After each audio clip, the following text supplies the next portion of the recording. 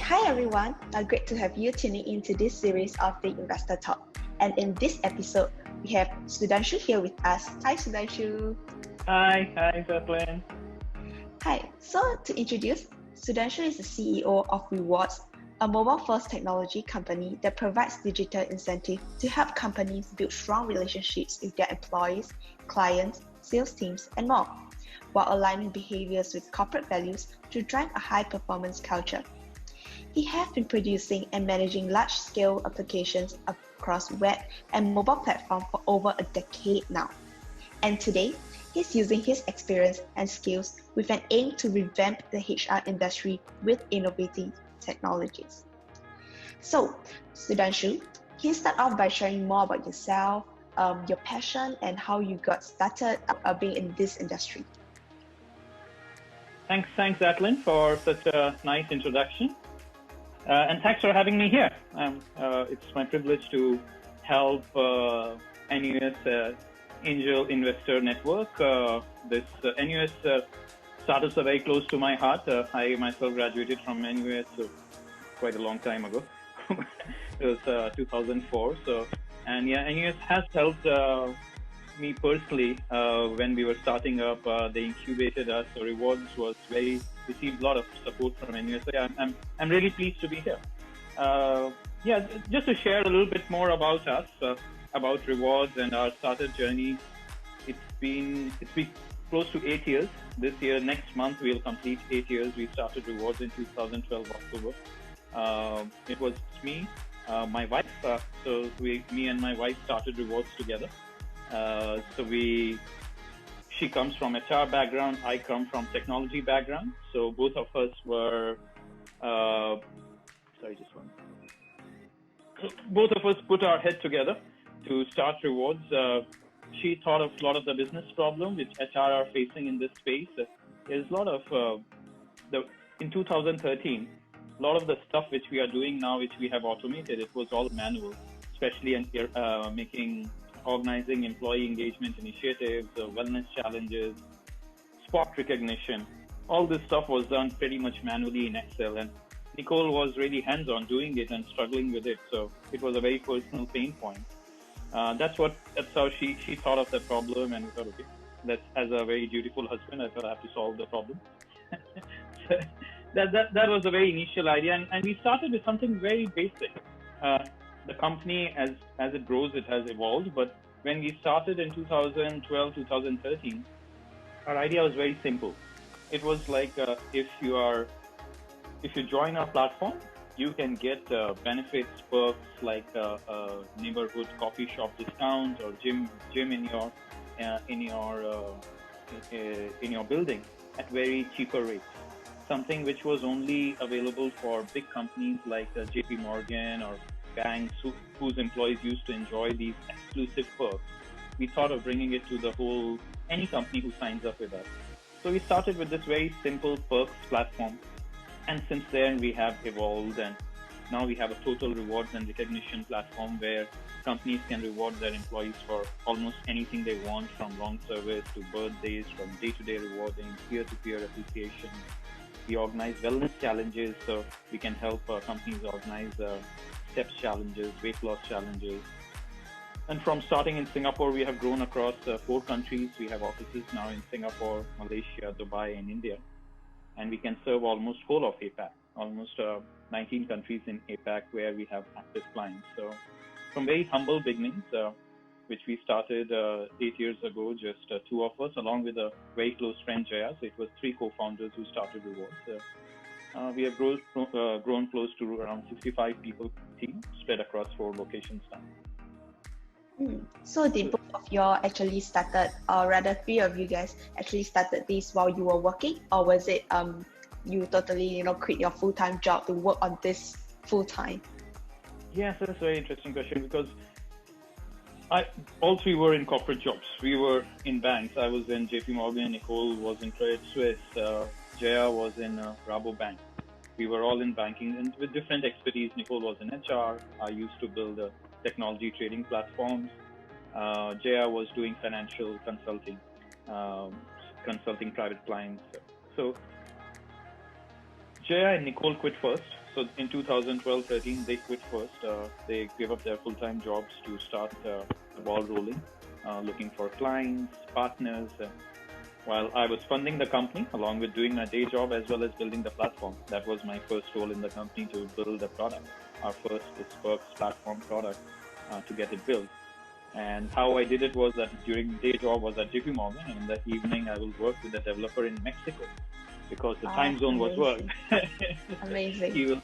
He will start his day when I will end my day, so I can have a good one hour overlap with him, so that I explain the whole day's work with him, and so he gets on. And then when he ends his day, it's before I go to office, I will review his work, schedule plan. So that's how it all started. Like after two years, we got this grants from NUS through iJam, and we also raised some angel investment. So in 2015 is when I quit also full time. So that's when we had the full time team. Things started moving much faster. Right.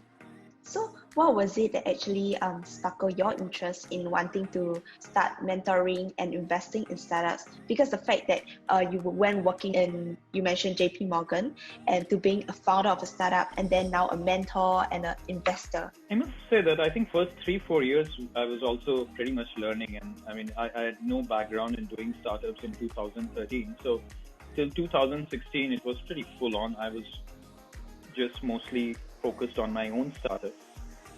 But since 2016, once we had raised a big institutional round from Benefit One, that's when you get a breather to think of giving back to the society which has given you so much, and you try to pay it forward. So I think since 2017 is when I have started investing in startups, mentoring startups, and use some of the learnings and even the mistakes which I've made and share it with the upcoming founders. So it's really a way of pay it forward. I think in my early days, there were a lot of people who taught me the basics, like how to pitch, how to approach investors, how to build product in a very lean fashion. I think there were different people who shared their learning with us. So I think it's my time to do my pay it forward to the society, to this whole ecosystem. And especially as I shared, NUS is very close to my heart. We have received so much opportunities and support from NUS that when your group reached out to me, I think it was a no-brainer that I should be actively part of it. Right. So you actually started Rewardz along with two other co-founders, and one of them being your wife. And now you're mentoring startup as well. So what are the differences between starting your own startup and mentoring one? With your own startup, there is a lot of emotions, passion. It's your own baby, and there's a lot of pride and heartbreak attached to it, like with any father and son relationship. Whereas I think as a mentor, I think it's a very professional relationship. I mean, I would love to share my experience, my mistakes, and wherever, especially, I have a value to add. The value to add could be in terms of introducing some contact which could be relevant, whether it's a business opportunity or for funding, which could be relevant for the startup, or even like just sharing, looking at the business model and sharing what my views are. But at the end of the day, mentor is still a very external help. It's something which I think at the end of the day, it's the startups, the founders. Founder is the main driving force. Mentor cannot make the differentiating factor to the startup. So we can do as much, but if the success really depends on the co-founders and the team. But how about as an investor, when you start putting in money and then you have your skin in the game, and you definitely, while investing and mentoring the same startup at the same time, wouldn't you have developed a form of attachment, emotions to the startup as well, and slowly it became like your children, your baby, and you really want that startup to actually really grow? I think both roles have slight difference. As an investor, you really want to, and when I'm looking at it as an angel investment perspective, the main goal ends up, I think for me personally, what matters is the co-founders, how well I can work well with the co-founders, how well I align with their visions, and at some stage, how well you gel together. And in simple terms, if as an investor I don't gel together with the co-founder, then I think, I don't think it will work out very well. So as an investor, the co-founding team and how well I can work with them is very important to me. But I try to maintain my distance. Honestly, I think it could differ from person to person. And like my personal philosophy is both as a mentor and angel investor, I do not interfere in the day-to-day operations of the business. And it's more like if the startup needs my help or if I genuinely feel where I can add value, I should offer my advice. But the whole responsibility of leading the startup and making the crucial decisions should still lie with the team, the co-founding team and the current team. They should be the one driving it. So yeah, I personally didn't prefer that my angel investors interfere in my decision making and make it clouded. And when I'm also investing, I don't like to interfere into the day-to-day operation. Right. So you mentioned a lot about team, and understand that team is definitely one of the most important factor that investors look out for before they even put in money, or even when mentors are looking to mentor a startup. Team is one of the most important factor, right? So while Rewardz was actually at that time slowly expanding your team, what do you think are the three most key important factors you did that you were able to share the passion of Rewardz with your other members as the team is increasing? What contributes greatest to team retention and motivation? Yeah, I think actually we personally take a lot of pride in that. Like I was saying earlier with you a story about my Mexican developer. He was my first developer and he's still with us. It's 8 years and he still works in a different time zone, and he's the only developer that in Mexico we have had. After that, since then we have built team in Singapore and India. Like that, we have a lot of such team members who have been with us for over 5 years in an 8-year journey. There are a lot of team members who have been with us after internship and stayed with us, and that's very close to our heart. And given we are in that business, we do the business of building work culture, providing happy and fun employees, providing a tool which improves workplace culture. For us to have that in-house is very, very important to us, very close to our heart. So I learned it a bit late, honestly. I learned it after 2-3 years, the importance of team. I'll be very candid in sharing with you.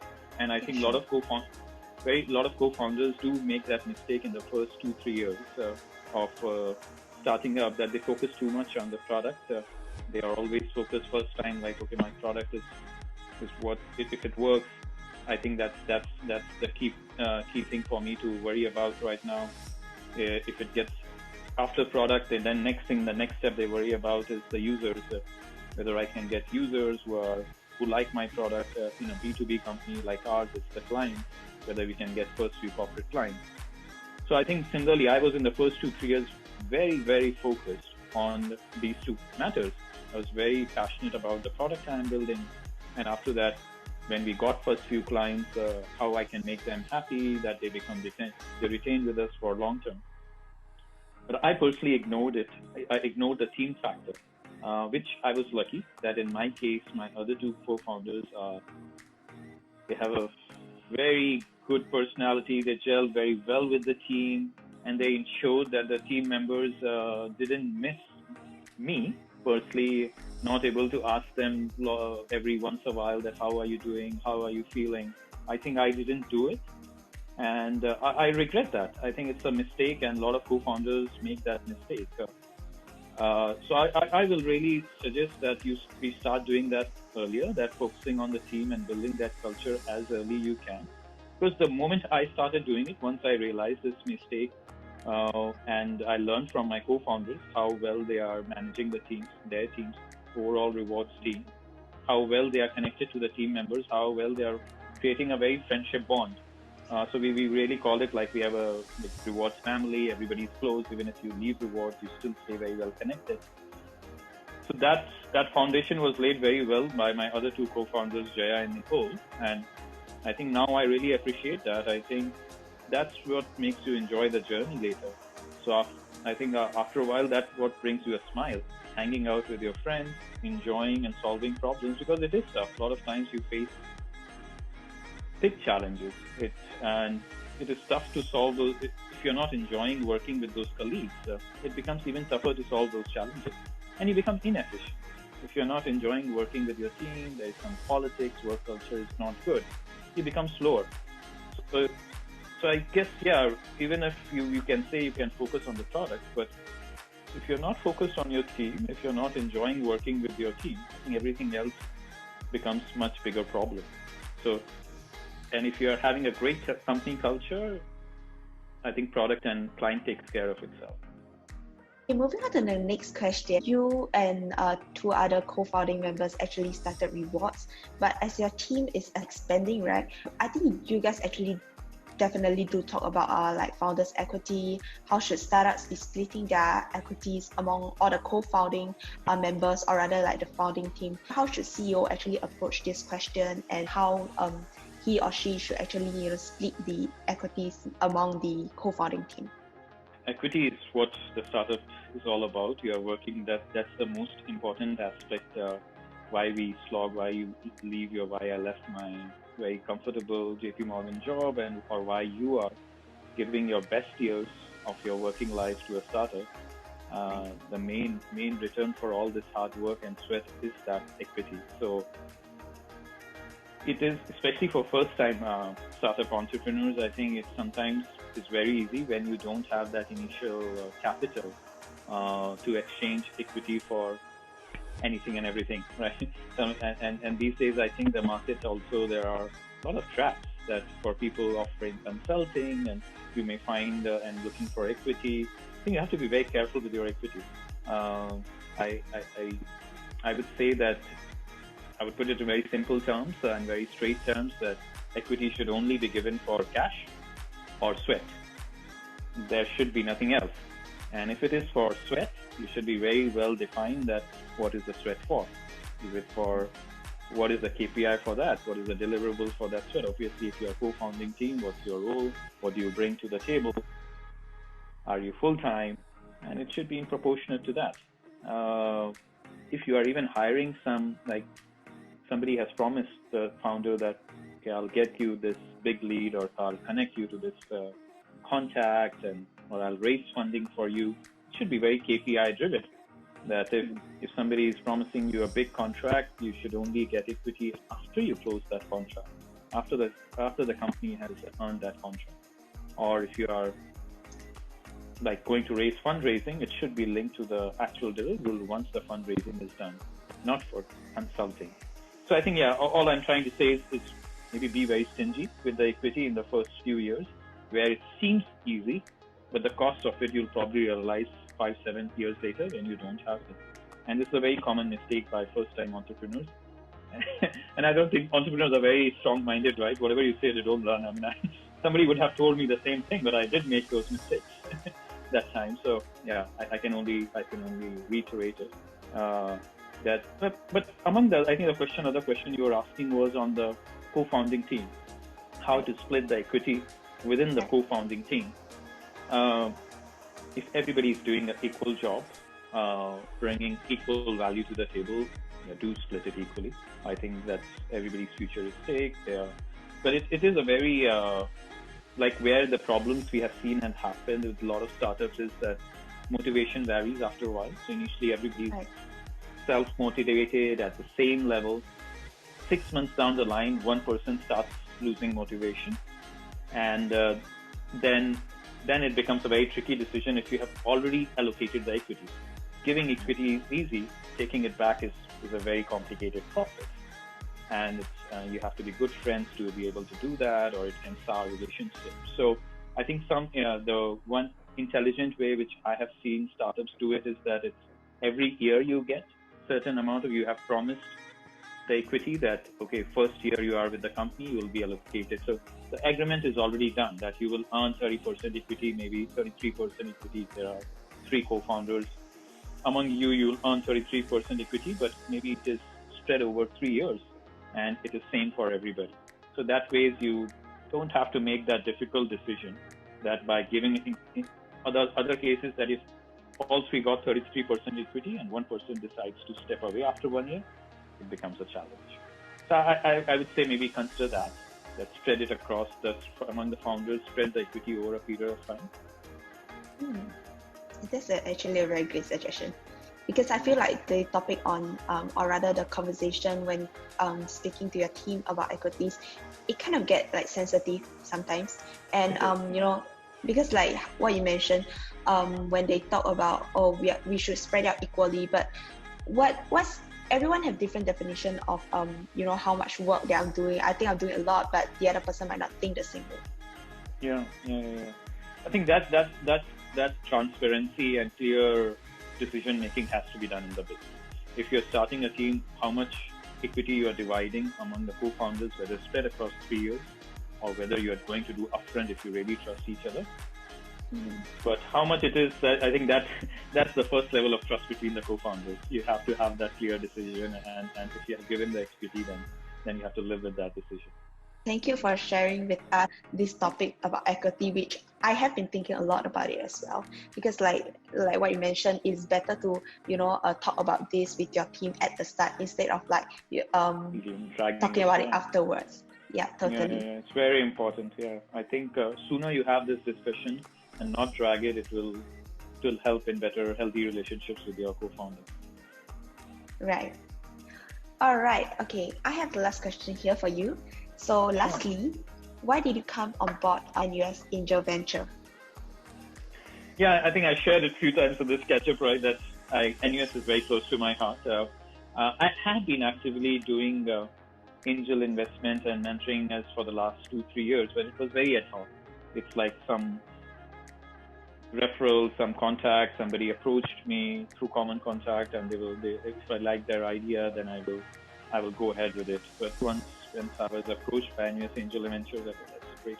That's the best way I could give back to my alma mater. So I was completely switched on about this idea. I think this year I'm looking forward it from the investment perspective, just because of a slightly busy schedule with my own startups. But next year I will be more interested in mentoring as well. I look forward to it. I look forward to a long association with NAV Angel Ventures. Yeah, that's right. We do have like quite exciting, like events, programs coming up. All right, Sudhanshu, thank you so much for sharing your thoughts and tips for startups. And also thank you so much for taking time off your busy schedule to have this Zoom sharing with us. My pleasure. Yeah, so we have come to the end of this session. So if any one of you have more follow-up questions, feel free to send the questions to our email here. And also do connect with Sudhanshu on LinkedIn and reach out to him. Thank you, Sudhanshu, once again. Thank you, Zatalyn.